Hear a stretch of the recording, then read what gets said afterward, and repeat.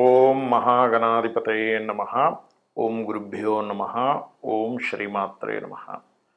పరమేశ్వర స్వరూపమైనటువంటి జ్యోతిష, వాస్తు మరియు ఇతర అనేకమైనటువంటి శాస్త్రములను మనకు అందించినటువంటి మహర్షులకి నమస్కారం.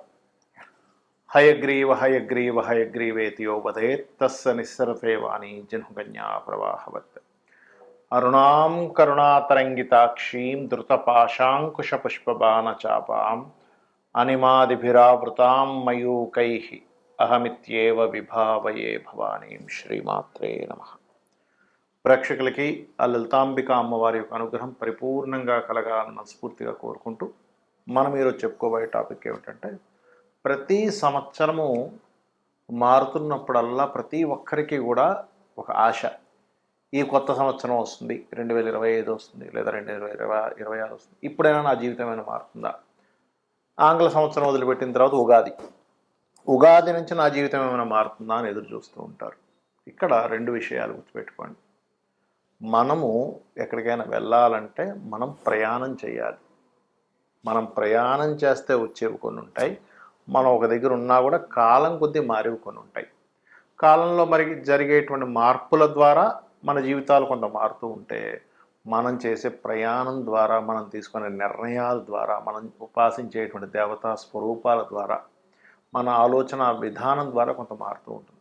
ఆ రకంగా ప్రతి ఒక్కరికి కూడా పలానా నక్షత్రం నాదండి, పలానా రాశి నాది, పలానా లగ్నం నాది అని చెప్తూ ఉంటారు. అందులో పర్టికులర్గా నక్షత్రము, రాశి అనేటువంటి నక్షత్రం 24 గంటలు ఉంటే, రాశి 2.5 రోజులు ఉంటుంది. ఒక 2.5 రోజులకి ఒక రాశి మారుతూ ఉంటాడు చంద్రుడు. కానీ లగ్నం 2 గంటల అటు ఇటుగా, 2 గంటలకి ఒక 5-10 నిమిషాలు అటు ఇటుగా ఉంటుంది ప్రతి లగ్నం కూడా. మరి మీరు జన్మించిన లగ్నం బట్టి మీరు ఎటువంటి ఆలోచన విధానం కానివ్వండి, ఎటువంటి నిర్ణయాలు కానివ్వండి, ఎటువంటి దేవతా ఆరాధన కానివ్వండి, ఎటువంటి విషయాలను పట్టించుకోవాలి, వేటిని వదిలేయాలనేటువంటి విషయాలు మీరు స్పష్టంగా తెలుసుకోగలిగితే మీకు ఏ సంవత్సరం మారుతున్నా ఆనందదాయకంగానే ఉంటుంది. ఆ రకంగా మనం ప్రతి ఒక్క లగ్నానికి ఎటువంటివి పాటించాలి మీరు ఆనందంగా ఉండడానికి అనే విషయాలు మనం చెప్పుకుందాం. అయితే ఈ విషయాలు చెప్తుంది నేనైనప్పటికీ, బయటికి కనబడుతుంది నేనేదో చెప్తున్నట్టుగా ఉన్నప్పటికీ, చెప్పిస్తుంది పలికిస్తుంది అంత లలిత అమ్మవారిగా భావిస్తూ ఒక్కొక్క లగ్నం ఇచ్చా మనం తెలుసుకుందాం. కర్కాటక లగ్నము, కర్కాటక రాశి. మీకు సహజంగా కర్కాటక లగ్నంలో ఎవ్వరు జన్మించిన 99% ఆఫ్ పీపుల్కి మరి 1% ఎందుకు వదిలేస్తున్నారు అని అడగొచ్చు మీరు. ఆ చంద్రుడు ఉండే స్థితి చాలా మార్పులు చెందిందనుకోండి, అప్పుడు మార్పు వచ్చేస్తుంది. మరి ఏమిటి వీళ్ళ లక్షణాలు అంటే, మదర్లీ నేచర్ కానివ్వండి, ఎమోషన్స్ కానివ్వండి, తొందరగా రెస్పాన్స్. కొంతమంది చూడ మనం కొన్ని విషయాలు చెప్తుంటే ఏదో అలాగా సైలెంట్గా ఉంటారు, కానీ వీళ్ళు అలాగ వీళ్ళ ఎక్స్ప్రెషన్స్ చాలా ఎక్కువగా ఉంటాయి. ఎందుకంటే మూన్ కదా, కాబట్టి అలాగా అయ్యో ఇలా జరిగిందా అండి. ఎక్స్ప్రెషన్స్ మనసు లోపల నుంచి ఎక్స్ప్రెషన్స్ ఇస్తూ ఉంటారు. చెప్పే వాళ్ళకు కూడా ఆసక్తి పెరుగుతూ ఉంటుంది. అందుకే ఈ కర్కాటక లగ్నం వారికి ఈ స్పెసిఫికేషన్స్ పర్టికులర్గా ఉంటాయి. తల్లి తత్వం అంటే చంద్రుడు తల్లి కారకుడు కదా, మదర్లీ నేచర్ ఇవన్నీ ఎక్కువగా ఉంటాయి. అయితే వీళ్ళకి పంచమ దశమాధిపతి కుజుడవుతాడు, షష్టమాధిపతి గురువు అవుతాడు. అయితే ఈ లగ్నానికి భాగ్యాధిపత్యం కూడా వచ్చింది కదండి. మరి గురువు సంబంధించినటువంటిది ఉంటుందా వీళ్ళకంటే, గురు సంబంధించిన దోషాలు వీళ్ళకు ఉండవు. కానీ వీళ్ళకి లాభాధిపతి అయినటువంటి శుక్ర సంబంధించిన దోషం ఉంటుంది. అందుకే వీళ్ళు ఎప్పుడు కూడా క్యాలిక్యులేటివ్గా కాకుండా కనుక వీళ్ళు గృహం దగ్గరికి వెళ్ళారు అంటే ఎలా అంటే, కొంతమంది చూడండి ఒక ఇల్లు కట్టుకోవాలి, ఒక సింగిల్ ఫ్లోర్ వేసుకోవాలనుకున్నాం, 30-40 లక్షల్లో అయిపోద్ది అనుకున్నాం. దాన్ని క్యాలిక్యులేట్ వేయడం సరిగ్గా వేయకుండా ఏముందండి 15 లక్షలు ఇస్తే అయిపోతుంది, ఏముంది 4 గోడలు లేపేస్తాం, లోపల అది ఇది అయిపోయింది హడావిడి అంటాం. తీరా ఏం చేస్తారు, వీళ్ళు గృహం ప్రారంభించి ఒక పిల్లర్లో ఒక స్లాబ్ వేసేసరికి డబ్బులు అయిపోతాయి.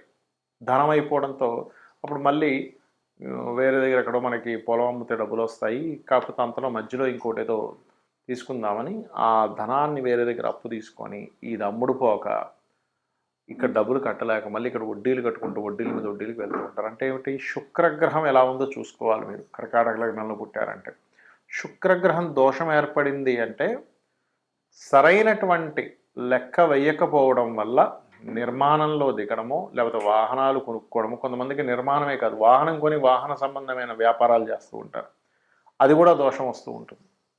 మరి ఈ దోషాలన్నీ పోవాలి, అసలు పూర్వజన్మ కర్మ ఈ రూపాల్లో వస్తుందన్నారు కదా కొంతమందికి మాతృమూర్తి మూలంగా, మరి కొంతమందికి ఎక్కువ లగ్జరీకి వెళ్ళిపోవడం వల్ల. కొంతమంది చూడండి అసలు వాళ్ళకు ఉండే సంపాదన అంత లేకపోయినా కూడా క్రెడిట్ కార్డ్స్ వాడేసి మరీ లగ్జరీ అనుభవించేస్తారు. పలానా పెద్ద పెద్ద హోటల్స్కి వెళ్ళిపోయి అక్కడ స్టే చేయడము, ఇంకో దగ్గరికి వెళ్ళిపోయి ఏదో హాలిడే ట్రిప్స్ అని. తీరా క్యాలిక్యులేషన్స్ వచ్చేసరికి తప్పులు అయిపోతాయి. కాబట్టి ఈ జాగ్రత్తలు ఖచ్చితంగా తీసుకుంటే మీరు పూర్వజన్మ కర్మ బారిన పడరు. అయితే మీరు ఎక్కువగా బొబ్బర్లు దానంగా ఇవ్వడము, శుక్రరాశుల్లో ఉండే గ్రహ సంబంధించిన విధానంగా ఇవ్వడం చేస్తూ ఉండాలి. నేను మీకు వీడియో ఎండింగ్ వరకు చూస్తే ఏ గ్రహానికి ఏ దానమో చెప్పాను. దీంతో పాటు మీరు ఎక్కువగా ఉభయ కేంద్ర కోణాధిపత్యం కర్కాటకానికి కుజుడవుతాడు. కాబట్టి కర్కాటక లగ్నం నుంచి కుజుడు ఎప్పుడైతే 5-10 అధిపతి అవుతాడో ఓం స్కందాయ నమః అనే నామస్మరణ అద్భుతంగా పనిచేస్తుంది మీకు. అయితే ఇక్కడ మరలా శుక్రుడు బాగున్నాడు, శుక్రగ్రహాల్లో ఎటువంటి ఇబ్బంది లేదు అంటే మీ పూర్వజన్మ కర్మ చాలా తక్కువగా ఉందని అర్థం. పెద్దగా మీరు లైఫ్లో పెద్దగా ఇబ్బంది పడరు అనేటువంటిది చాలా స్పష్టంగా మనం దాని ద్వారా తెలుసుకోవచ్చు. సో మీరు ఇది చేసుకోండి, అన్ని విధాలు బాగుంటుంది. ఇక్కడ ఏ గ్రహం అంటే ఏ దానము, ఇక్కడ దానాలు 2 రకాలుగా ఉంటాయి. చాలామంది అడుగుతుంటారు, ఏమండి మేము ఆలయంలో పురోహితుడికే ఇవ్వాలా, పేదవాళ్ళకి కూడా ఇవ్వచ్చా? ఖచ్చితంగా ఇవ్వచ్చు. కాకపోతే దాని ఫలితంలో మార్పు ఉంటుంది. అంటే ఎలా అంటే చిన్న ఎగ్జాంపుల్ చెప్తాను చూడండి. మీరు మీ దగ్గర కొంత ధనం ఉంది ఉదాహరణకి, ఆ ధనాన్ని తీసుకెళ్ళి మీ అకౌంట్లో వేయడం ఒక ఎత్తు, అది మీ అకౌంట్లో జమ అవుతుంది. ఆ ధనాన్ని తీసుకెళ్ళి మీ యొక్క అప్పు తీర్చడం మీ ధనమే, కానీ ఇక్కడ ఎవరికి ఇస్తున్నారు? మీ యొక్క క్రెడిట్ కార్డు వాడికి ఇస్తున్నాడు, క్రెడిట్ లైన్ తగ్గుతుంది. ఇక్కడేమో మీరు జమ చేసుకుంటున్నారు బ్యాంకులో. ఇదే ధనం మీరు ఇద్దరికి ఇచ్చినప్పుడు ఎలా అయితే తేడా ఉంటుందో, పేదవాళ్ళకి ఇచ్చినప్పుడు ఇచ్చేటువంటి ఫలితం పరమేశ్వరుడు ఒక రకంగా ఇస్తాడు. ఈ పురోహితులకి ఇచ్చినటువంటిది ఏదైతే ఉంటుందో గ్రహరూపేణ దోషం పోవాలని, అప్పుడు మరొక ఫలితం వస్తుంది మనకి. ఇప్పుడు గ్రహదోషం పోవాలి, 6వ స్థానంలో పలానా గ్రహం ఉంది, రవున్నాడు ఉదాహరణకి, అప్పుడు గోధుమలు దానం. పురోహితుడికి ఇస్తున్నారు అనుకోండి, దేనికి ఇస్తున్నాము అంటే మీరు పూర్వజన్మల్లో తెలుసో తెలియకో చేసినటువంటి ఒక కర్మ చేశారు, అది మీకు తెలియదు, అది బ్యాడ్ కర్మ అని కూడా మీకు తెలియదు, ఏదో చేసేసారు. ఆ బ్యాడ్ కర్మ సంబంధించినటువంటిది ఏదైతే ఉందో దాని దోషం ఒక గ్రహ రూపంలో ఒక సాఫ్ట్వేర్ రూపంలో మనకు వచ్చింది. అప్పుడు ఆ గోధుమలు తీసుకెళ్ళి పురోహితుడికి, అది కూడా నిత్య సంధ్యావందనం చేసేవారికే ఇవ్వాలి. ఎందుకంటే వాళ్ళకి మాత్రమే మీరు ఇచ్చినటువంటి దానాన్ని స్వీకరించి మరలా సంధ్యావందనం చేయడం ద్వారా అది అక్కడికి పోతుంది. అలా మీ సంకల్పం చెప్పుకొని, ఇందులో కూడా చాలా వేరియేషన్స్ ఉన్నాయి. చాలామంది ఏమంటుంటారంటే నాకు ఫోన్ చేసి, ఏమండి టెంపుల్కి వెళ్ళాము దానం ఇద్దామని, అక్కడ ఆ మూలను పెట్టేసి వెళ్ళిపోండి అన్నారు, అలా ఇస్తే మనకి ఫలితం వస్తుందా అని అడుగుతుంటారు. నేను ఒకటి చెప్తాను, మీరు ఒక బ్యాంకు వెళ్ళారు, మీది ఏదో ఎందులోనో ఒక బ్యాంకులో మీకు అకౌంట్ ఉంది, అక్కడికి వెళ్ళి ఆ బ్యాంకులో ఒక మూలం ధనాన్ని పెట్టేసి వచ్చేసారు. మీరు మీ అకౌంట్లోకి వెళ్తుందా? వెళ్ళదు. ఎందుకు వెళ్ళదు అంటే మీరు ఆ బ్యాంక్కి వెళ్ళాలి, అక్కడ లైన్లో నిలబడాలి, రిసిప్ట్ రాయాలి, కౌంటర్లో ఇవ్వాలి, వాళ్ళు అందులోపల దాన్ని ఫీడ్ చేసుకొని మీకు ఒక రిసిప్ట్ ఇస్తారు. మళ్ళీ ఎస్ మీ అకౌంట్లోకి 10,000 రూపాయలు వెళ్ళాయి, ఈ 5 రూపాయలు వెళ్ళాయి, ఈ 500 రూపాయలు వెళ్ళాయి, ఓ 1,00,000 రూపాయలు వెళ్ళిందని మీరు వాళ్ళు రాసుకుంటారు. అప్పుడే మీకు అకౌంట్లోకి వస్తుంది, మీకు మెసేజ్ వస్తుంది. అంతేగాని ఏదో మూలం పెట్టేస్తే మీకు రాదు కదా. అలాగే అలా ఎవరైనా చెప్తే దాన్ని అలా చేయకండి, దానివల్ల మీకు ఎటువంటి ఉపయోగం ఉండదు, గుర్తుపెట్టుకోండి. బ్రాహ్మణుడికి దానం తీసుకొని జపం చేయడం ద్వారా ఆయనకు కూడా కొంత ఫలితం వస్తుంది. జపం చేయకపోతే ఆయనకి మంచి ఫలితం రాదు. జపం చేస్తే మీ దగ్గర దానం తీసుకొని ఆయన మరలా గాయత్రి చేసుకున్నందుకు ఆయనకి అమ్మవారి అనుగ్రహం పెరుగుతుంది, మీకు దోషం పోతుంది. కాబట్టి ఈ రకంగా మరి పేదవాళ్ళకి దానం ఇవ్వడం ద్వారా ఎటువంటి ఫలితం వస్తుంది? ఇది పుణ్యాన్ని పెంచుతుంది. అంటే ఇదేంటి, అకౌంట్లో బ్యాలెన్స్ వేయడం లాంటిది. అంటే నెక్స్ట్ జన్మకి మీకు ఒక పుణ్యం పెరుగుతుంది పేదవాడికి ఇచ్చినందుకు. అందుకే కదండి మానవ సేవే మాధవ సేవ అంటూ ఉంటారు. అంటే ఎవరికో పాపం ఆకలితో ఉన్నాడు ఒక వ్యక్తి, తీసుకెళ్ళి భోజనం పెట్టించడం, లేదు ఒక పేదవాడు వాళ్ళ పిల్లలకి స్కూల్ ఫీజులు కట్టలేకపోతున్నాడు, ఇవి 2,000 తీసుకెళ్ళి ఫీజు కట్టేసి అనడం. అంటే నిజంగా అందులో మళ్ళీ అపాత్ర దానం అంటారు. అంటే ఆల్రెడీ బాగా కడుపు నిండున్నవాడికి వాడికి తీసుకెళ్ళి అన్నదానం పెడితే మీకు ఎటువంటి ఫలితం రాదు, గుర్తుపెట్టుకోండి. కాబట్టి అపాత్ర దానం చేయకుండా నిజంగా ఇబ్బంది పడుతున్నారు, పాపం వాళ్ళకి వేరే స్కోప్ లేదు, అటువంటి వారికి ఒక వస్త్రం ఇచ్చాం, అది ఖచ్చితంగా మీకు ఆ పరమాత్మ మీకు వచ్చే జన్మల్లో ఇది పుణ్యంగా మారుతుంది. ఇది గుర్తుపెట్టుకోండి. వీటితో పాటు పితృదేవత ఆరాధన. చాలామంది అంటుంటారు, ఏమండి మాకు లేదండి, మా మా ఇంట్లో సాంప్రదాయం లేకపోవడం ఏంటి, తల్లికి తండ్రికి తాతలకి మీరు పెట్టడానికి. కాబట్టి అలాంటివి ఏమి కదా, అందరికీ ఉంటుంది పితృదేవత ఆరాధన అనేటువంటిది. అది ఫస్ట్ మొట్టమొదటిగా మీరు భావించాలి. అలాగే ఒక్కొక్క గ్రహానికి ఒక్కొక్క దానం అని చెప్పి ఇందాకన్నాను. దానికి పర్టికులర్గా మీకు రవికి అయితే గోధుమలు, ఎరుపు రంగు వస్త్రము లేదా ఆరెంజ్ కలర్ వస్త్రము. చంద్రుడికైతే స్వచ్ఛమైనటువంటి బియ్యం. మీరు ఎప్పుడు ఏ దానం ఇస్తున్నా కానీ అది మీరు తినడానికి ఎంత శుభ్రమైనటువంటిది తెచ్చుకుంటారో అంత శుభ్రమైనటువంటిదే ఇవ్వాలి. ఎందుకంటే మీరు ఇచ్చే పదార్థాన్ని బట్టి ఫలితం ఉంటుంది. కాబట్టి చంద్రుడైతే బియ్యము. కుజగ్రహ సంబంధించిన దోషం ఉంది, కందులు, ఎరుపు రంగు వస్త్రము.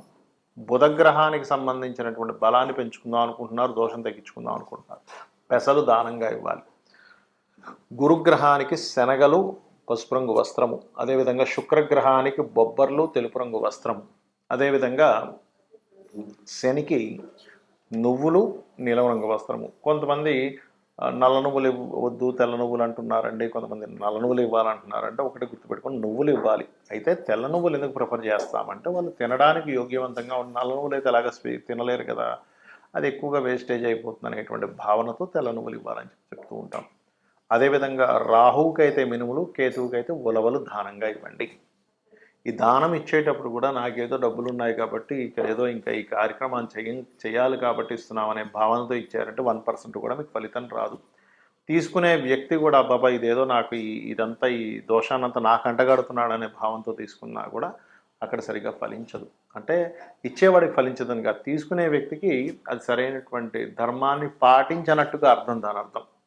కాబట్టి మీరు ఈశ్వర స్వరూపంగా భావిస్తూ ఆ యొక్క పురోహితుడికి కానివ్వండి, పేదవాడికైనా సరే ఈశ్వర స్వరూపంగా భావిస్తూనే మీరు ఆ దానాన్ని ఇవ్వాలి.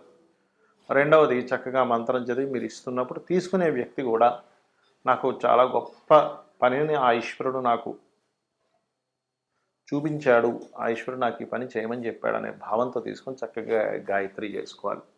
మరొక విషయం ఏంటంటే, నిత్యము అంటే ఎటువంటి గ్రహస్థితి ఉన్నా గుర్తుపెట్టుకోండి. మీకు జాతక చక్రం తెలియదండి, నాకు ఏంటో పరిస్థితి అర్థం కావట్లేదు, నాకు ఏ దశ నడుస్తుందో, ఏలినాటి శని నడుస్తుందో, కేతువో రాహు అర్థం కావట్లేదు అనుకునేవారు ఒకటే చెప్తానండి, నిత్యము ఉదయము సాయంత్రము దీపారాధన చేయండి, పంచోపచార పూజ చేయండి.